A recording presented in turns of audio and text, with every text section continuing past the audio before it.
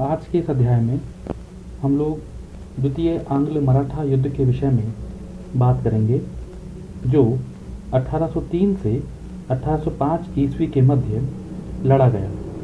यदि हम लोग इस युद्ध की पृष्ठभूमि की बात करें तो वेलेस्ली, जो तत्कालीन गवर्नर जनरल थे, उन्होंने अपने पद से 30 जुलाई 1805 को त्यागपत्र दे दिया था।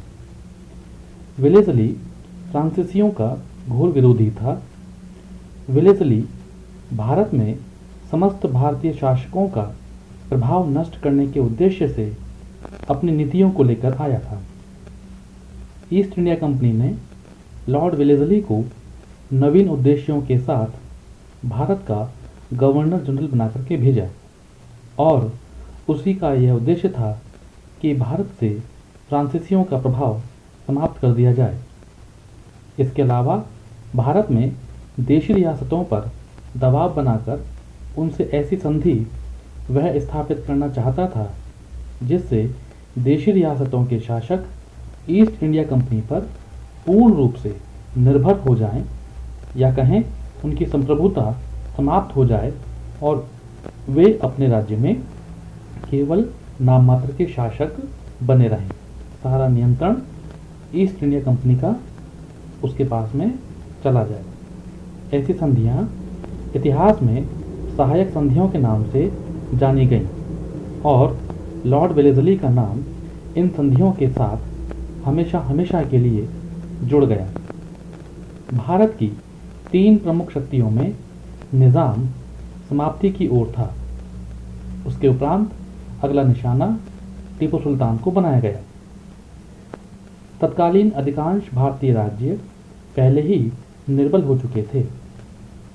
यदि हम लोग वेलेस्ली के बारे में बात करें तो भारत में वेलेस्ली के 3 मुख्य कार्य थे या 3 उद्देश्य उसने निर्धारित किए थे, जिनमें सबसे पहला था टीपू सुल्तान का सर्वनाश करना, उसकी शक्ति को समाप्त करना।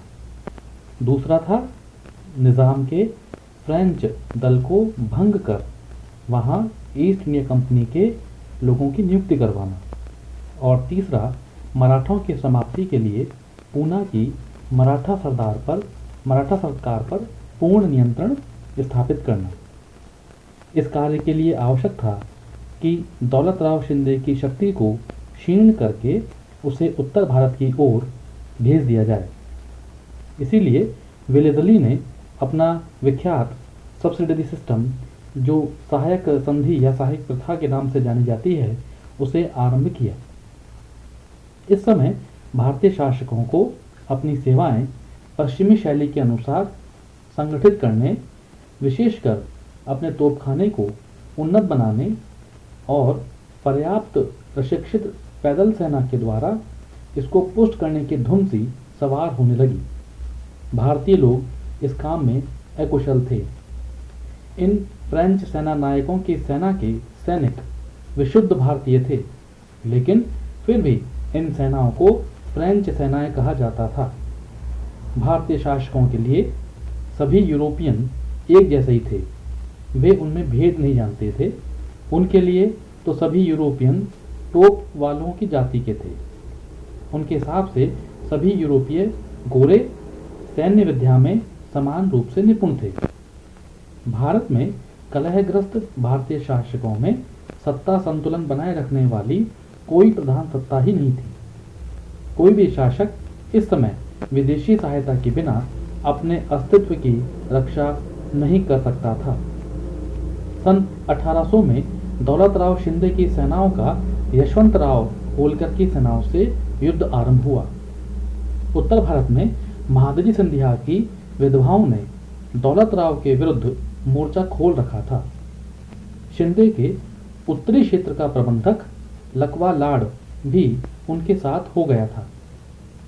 द्वितीय आंग्ल मराठा युद्ध के बाद बहुत से छोटे छोटे सरदारों को मराठा निष्ठा से अलग कर दिया गया था, जिनमें गोसाई नेता हिम्मत बहादुर, बाजीराव प्रथम और मस्तानी का पौत्र शमशेर बहादुर के साथ साथ झांसी का राजा और अंबुजी इंगले प्रमुख थे।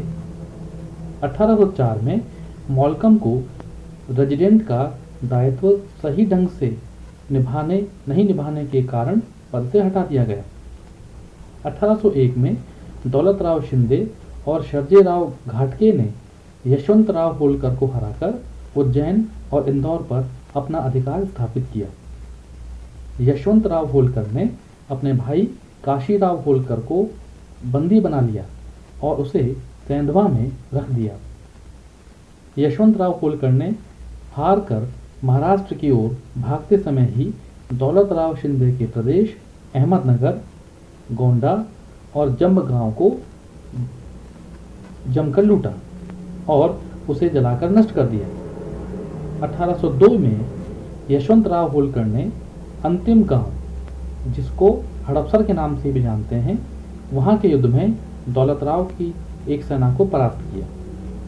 यशवंतराव होलकर का उद्दंड व्यवहार, लूटमार की प्रकृति, खाना बदोश के समान जीवन और एक चित्त न होना, निरुद्देश्य भी होना आदि ये सब बातें मराठा साम्राज्य के पतन के लिए जिम्मेदार रही।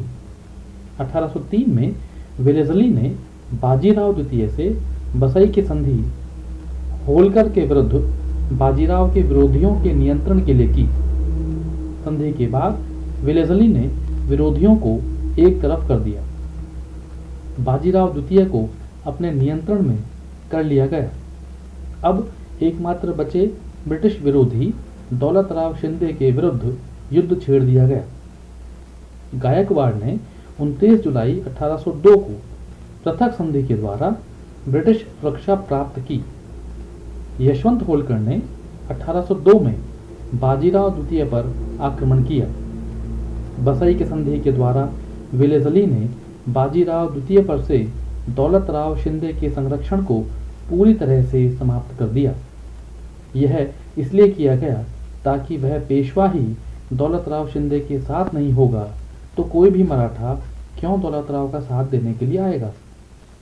यशवंतराव होलकर को पूना को छोड़ने से पहले दुश्मनों की तरह व्यवहार करते हुए पूना को ही बुरी तरह से लूटा और नष्ट कर दिया गया। होलकर के द्वारा 1802 में अमृतराव को पेशवा बनाने का प्रयास करने के बाद से ही अमृतराव में पेशवा पद के लिए लालच के बीज पड़ गए, जिससे वह बाजीराव द्वितीय का घोर शत्रु बन गया। सिंधिया राजवंश में दौलतराव सिंधिया के विरुद्ध निरंतर षड्यंत्र रचे जा रहे थे। अंग्रेज इन षड्यंत्रों में भागीदार थे, लेकिन ऊपर से झूठ बोलकर सिंधिया शासक को धोखे में रख रहे थे। महादजी सिंधिया की अंग्रेज परस्त नीति को देखते हुए वेलेस्ली चाहता था कि दौलतराव सिंधिया अंग्रेजों के साथ सहायक संधि कर ले। उसने कर्नल जॉन कॉलिस को संधि के मसौदे के साथ सिंधिया की राजधानी उज्जैन भेजा, जहां वह 20 फरवरी 1802 से मई 1802 तक 3 माह तक रहा। लेकिन दौलतराव अंग्रेजों के साथ यह संधि करने के लिए सहमत नहीं हुआ। यह दौलतराव का एक अत्यंत महत्वपूर्ण कदम था, क्योंकि अपने राज्य में आंतरिक विद्रोह और इंदौर के शासक यशवंतराव होलकर के द्वारा सिंधिया राज्य के क्षेत्रों पर निरंतर आक्रमणों की स्थिति में भी दौलतराव ने अंग्रेजों के विरुद्ध साहस का परिचय दिया। यदि वह चाहता तो अंग्रेजों की सहायता प्राप्त कर इन विद्रोहियों के विरुद्ध सफलता प्राप्त कर सकता था, जबकि इन्हीं परिस्थितियों में बड़ोदरा के मराठा शासक गोविंदराव गायकवाड़ ने जून 1802 में और पूना के पेशवा बाजीराव द्वितीय ने 31 दिसंबर 1802 को अंग्रेजों के साथ सहायक संधि कर ली। पेशवा द्वारा बॉम्बे प्रेसिडेंसी के गवर्नर जोनाथन डंकन के साथ की गई बसई या बेसिन की संधि पेशवा के पतन का ही एक महत्वपूर्ण दस्तावेज बना। बसई की संधि मराठों के लिए जो क्यों शर्मनाक रही, वो उनकी शर्तें ही बता देती हैं। इस संधि की शर्तों के अनुसार पेशवा और अंग्रेज एक दूसरे के मित्रों को मित्र और शत्रुओं को शत्रु समझेंगे। अन्य शर्त के अनुसार पेशवा के राज्य की सुरक्षा का दायित्व अंग्रेजों पर होगा। 6000 सैनिकों की एक सहायक सेना पेशवा के राज्य में रखी जाएगी और इस सेना के खर्च के लिए पेशवा बाजीराव 26 लाख रुपए वार्षिक अंग्रेजों को देगा। यदि आय का हिस्सा वो न दे पाए तो इतना ही आय का प्रदेश अंग्रेजों को देना होगा। पेशवा के दरबार में अन्य कोई यूरोपियन नहीं आ सकेगा।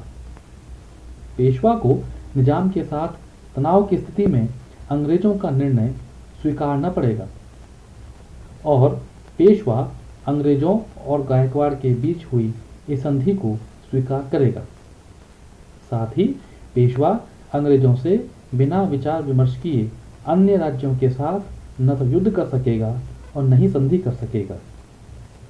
बसई की संधि पर 31 दिसंबर 1802 को हस्ताक्षर हो गए। यह संधि 18 मार्च 1803 को गवर्नर जनरल के द्वारा प्रमाणित भी घोषित कर दी गई। दौलत राव ने पत्र लिखकर बाजीराव को अंग्रेजों का पक्ष त्यागने के लिए बार बार कहा। अंग्रेजों को इस समय सबसे ज्यादा खतरा दौलत राव की विशाल और प्रशिक्षित सेना से था।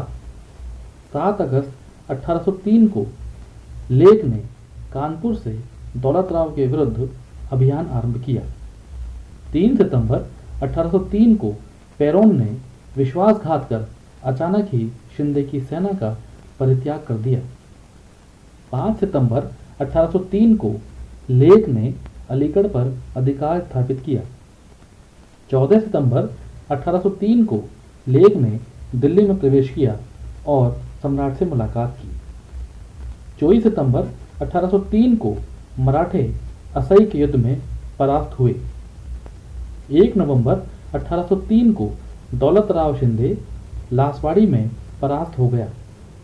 21 नवंबर 1803 को मराठों की अंग्रेजों से आरा गांव में पुनः हार हुई। 30 दिसंबर 1803 को सुरजी अर्जन गांव में अंग्रेजों और दौलत राव के बीच एक संधि संपन्न हुई।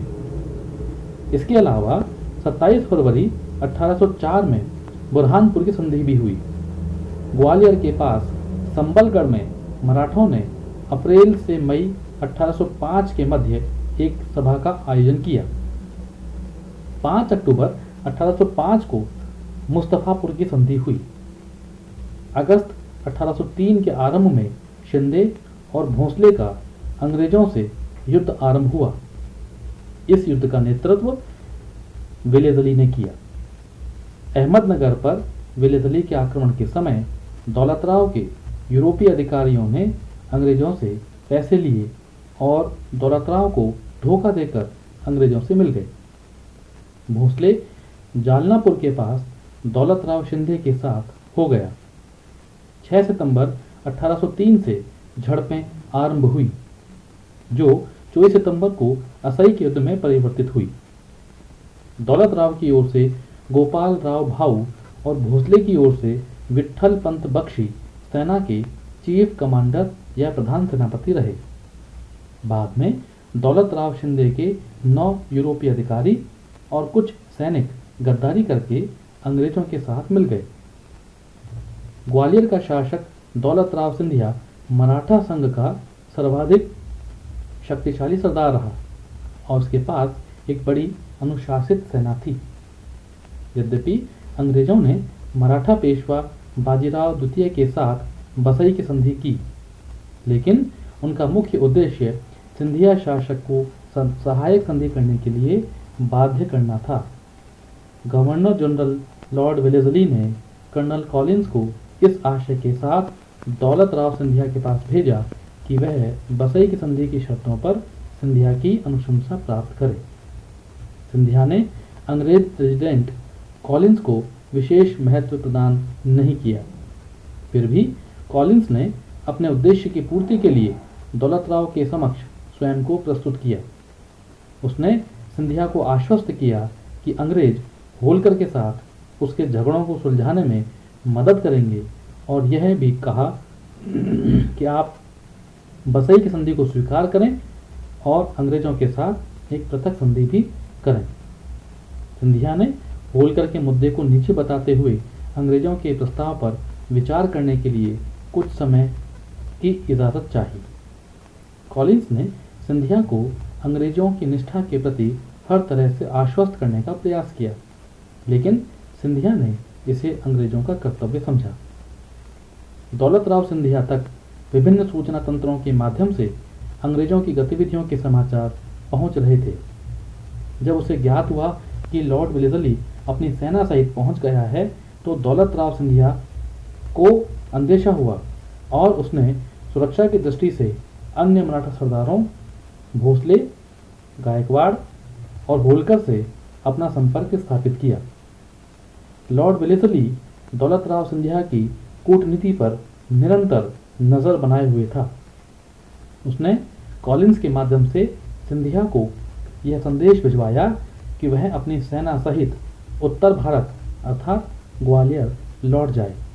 यदि उसने पूना की ओर बढ़ने अथवा हैदराबाद के निज़ाम के विरुद्ध आक्रमण किया तो यह अंग्रेजों के विरुद्ध की गई कार्रवाई माना जाएगा।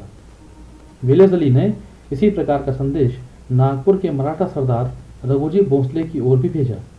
साथ ही साथ उसने युद्ध की तैयारियां भी आरंभ कर दी।